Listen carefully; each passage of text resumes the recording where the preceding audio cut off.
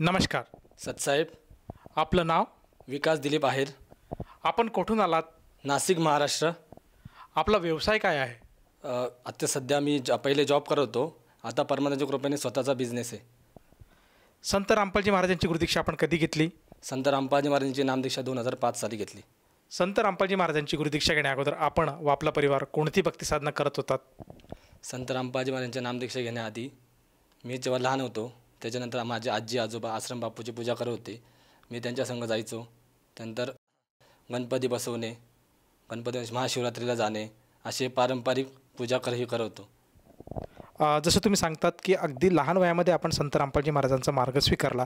मला हे विचारायचं आहे की संत रामपालजी महाराजांच्या मार्गाबद्दल आपल्याला व आपल्या कुटुंबाला कशी माहिती मिळाली आणि आपण त्यांच्या शरणात कसे आलात? संत रामपालजी महाराजांच्या शरणामध्ये येण्याआधी आमची खूप वाईट बिकट परिस्थिती झाली होती. परमात्मा 2003 साली नाशिक येथे डोंगरे वसतिगृहामध्ये सत्संग ऐकण्यासाठी आले. तेव्हा आमच्या आजोबांनी नामदीक्षा घेतली होती. त्याच्यानंतर आमचे काका त्यांनी परमात्माचे 100 सीडी बघितले. त्याच्यानंतर आम्ही परमात्माचे 100 सीड्या बघितल्यानंतर त्यांनी घेतल्यानंतर आम्ही पूर्ण परिवाराने संत रामपालजी महाराजांची नामदीक्षा घेतली. संत रामपालजी महाराजांची नामदीक्षा घेतल्यानंतर आपल्याला व आपल्या परिवाराला काय काय अनुभव आलेत किंवा काय काय लाभ प्राप्त झालेत? संत रामपालजी महाराजांच्या शरणात आल्यानंतर पहिलं तर माझा ॲक्सिडेंट होता. तो ॲक्सिडेंट परमात्माच्या कृपेने वाचवला. मी पहिले जॉब करत होतो. जॉब करता करता तिथं एक कटर मशीन होतं. तिथं साईट झाल्यानंतर माझा मित्र साईटहून झाल्यानंतर निघाल्यानंतर एक व्हिक्टोरिया पूल होता. तिथं व्हिक्टोरिया पुलाच्या तिथं वरती चढलो. वरतून खूप जोरात पाऊस चालू होता. पाऊस चालू असताना तिथून गाडी आमची सरकली. गाडी सरकल्यानंतर आमचं कटर मशीन साईडला, तो मित्र साईडला आणि मी एका साईडला. तर आमच्या परमात्माच्या कृपेने त्यांनी गाडी कमीत जी मोठी आयसर गाडी होती ती गाडी 2 फूट एवढ्या अंतरावर थांबली. इतकं फास्ट म्हणजे हायवे म्हटला ना, एवढ्या जोरात आमचं तिथे ॲक्सिडेंट झाला होता. तर तिथं 2 फुटामध्ये परमात्माच्या दयाने 2 फुटामध्ये अंतरामध्ये गाडी थांबली. ही मोठी परमात्माची दया झाली आमच्या दोघांवर. यानंतर आणखीन काय संत रामपालजी महाराजांच्या सद्भक्तीमुळे आपल्याला अनुभव आलेत का? त्याच्यानंतर घरात मी, माझे वडील आम्ही गादीवर झोपलेलो होतो आणि एक स्विच होतं. स्विचचा थिंगीने गादीला आग लागल्यावर मी आणि माझे वडील आधा झोपलेलो होतो. झोपेच्या तर काही कळलं नाही आम्हाला. तरी आमचा खाली गादीला अर्धी आग लागली होती. आम्ही तिथं झोपलेलो होतो. वरती पण गोदरीला पण आग लागलेली होती. त्या गोदरीला आग लागल्यानंतर आम्हाला चटका काही लागत नव्हता परमात्माच्या कृपेने. तर वरतून जाग आल्यानंतर ऑटोमॅटिक उठून बसून राहिलं. तर बघितलं तर आमच्या गोदरीला फुल मोठा एवढी मोठी अशी आग लागलेली होती. ती आग लागली तर गोदडी आम्ही फेकून दिल्यानंतर परमात्माचे नाम स्मरण केलं आणि तिथं स्विच बंद केलं. तेव्हा तो परमात्माच्या दयाने खूप मोठा लाभ झाला परमात्माच्या कृपेने. जेव्हा परमात्माच्या शरणामध्ये नव्हतो आम्ही 2001-2 साली जेव्हा परमात्माच्या शरणामध्ये म्हणजे खूप वाईट परिस्थिती झाली होती की असं की खायला प्यायला पण आमच्याकडं नव्हतं. नामदीक्षा घेण्या अगोदर आम्ही खूप वाईट परिस्थिती होती. माझे वडील होते ते बाहेर कामाला जात होते. दुसऱ्यांच्या घरी जॉब करत होते. मम्मी पण दुसऱ्यांच्या घरी जॉब करत होती. खूप वाईट परिस्थिती बिकट. एक टायमाला पण खायला पण नव्हतं. संत रामपालजी महाराजांच्या नामदीक्षा घेण्याआधी मी पहिले जॉब करत होतो. जॉब करता गुरुजींच्या दयाने पहिले जॉब केल्यानंतर मी हळूहळू सेटल झालो. हळूहळू व्यवस्थित परिस्थिती व्यवस्थित होत चालली. मी पहिले जॉब करता परमात्माच्या कृपेने स्वतःचा बिझनेस आहे. घर स्वतःचं झालं आहे परमात्माच्या कृपेने. त्याच्यानंतर गाडी झाली आहे. हे परमात्म्याने खूप मोठे चमत्कार केले. जसं तुम्ही सांगत आहात की संत रामपालजी महाराजांच्या सद्भक्तीमुळे आपल्याला व आपल्या परिवाराला बरेचसे लाभ प्राप्त झाले. जी काय आपली आर्थिक परिस्थिती खराब होती, बिकट होती, त्यातूनसुद्धा आपण बाहेर आलात. तर असे आज जगामध्ये बरेचसे साधक आहेत जे दुःखी आहेत, कष्टी आहेत. त्यांना कुठे ना कुठे परमेश्वर प्राप्तीसाठी त्यांची चाह आहे. ते वेगवेगळ्या संताकडे जात आहेत, साधूकडे जात आहेत.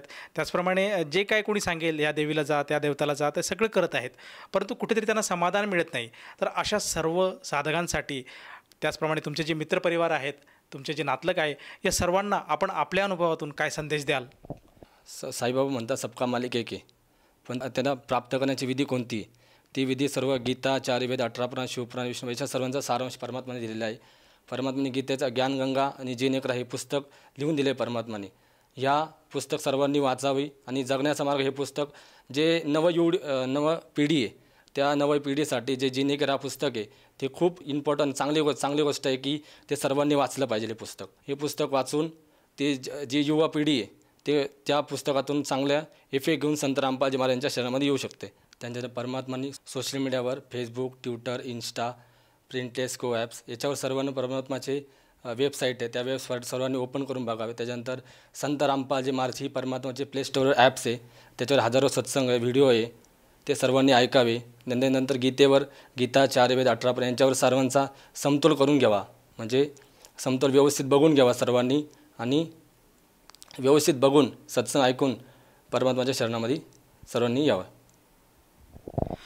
जसं तुम्ही आज साधकांना आवाहन करत आहात की संत रामपालजी महाराजांचं जे ज्ञान आहे हे अद्वितीय ज्ञान आहे आणि ते ज्ञान जर तुम्हाला पाहिजे असेल तर आज सोशल मीडियाच्या प्रत्येक प्लॅटफॉर्मवर जसं यूट्यूब आहे, फेसबुक आहे, ट्विटर आहे, इंस्टाग्राम आहे, त्याचप्रमाणे संत रामपालजी महाराजांची वेबसाईट आहे, त्याचप्रमाणे प्ले स्टोअरसुद्धा संत रामपालजी महाराज म्हणून ॲप आहे, ते तुम्ही डाउनलोड करू शकता. त्यातून तुम्हाला संत रामपालजी महाराजांचे असंख्य असे सत्संग ऐकाव्यास मिळतील, बघाव्यास मिळतील. त्याचप्रमाणे खरा भक्तीचा जो मार्ग आहे हे तुम्हाला समजू शकतो आणि तुम्ही तुलना करू शकतात. आणि ह्या जर भाष्यावर एखाद्याला वाटलं की आपण सुद्धा खरंच संत रामपालजी महाराजांची भक्ती घ्यायला काही हरकत नाही, तर ती व्यक्ती संत रामपालजी महाराजांची गुरुदीक्षा कशी घेऊ शकेल? संत रामपालजी महाराजांचे विविध चॅनलवर सत्संग चालू असतात. त्याच्यावर पट्टी येते, पट्टीवर मोबाईल नंबर असतो, मोबाईलवर साधकाने कॉल करावी. कॉल करून त्याच्या जिल्ह्याचा जवळचा संपर्क तुम्हाला ॲड्रेस भेटेल, तिथं जाऊन परमात्माच्या चरणी संत रामपालजी महाराजांची नामदीक्षा घ्यावी. जसं तुम्ही सांगत आहात की संत रामपालजी महाराजांचे विविध चॅनलवर सत्संग प्रसारित होत असतात आणि सत्संग प्रसारणाच्या वेळेस त्या टी व्हीच्या स्क्रीनवर काही मोबाईल नंबर किंवा फोन नंबर फ्लॅश होत असतात.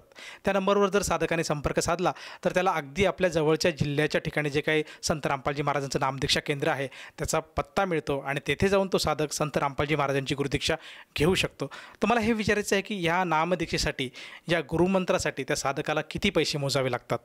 ते नामदीक्षेसाठी 0-1 रुपये पण मोजावं लागत नाही. निःशुल्क आणि फ्री संत रामपालजी महाराजांची नामदीक्षा असते. धन्यवाद. सत्साई. संपूर्ण विश्वामध्ये 500 पेक्षा जास्त नामदीक्षा केंद्र आहेत जिथे निशुल्क नामदीक्षा दिली जाते.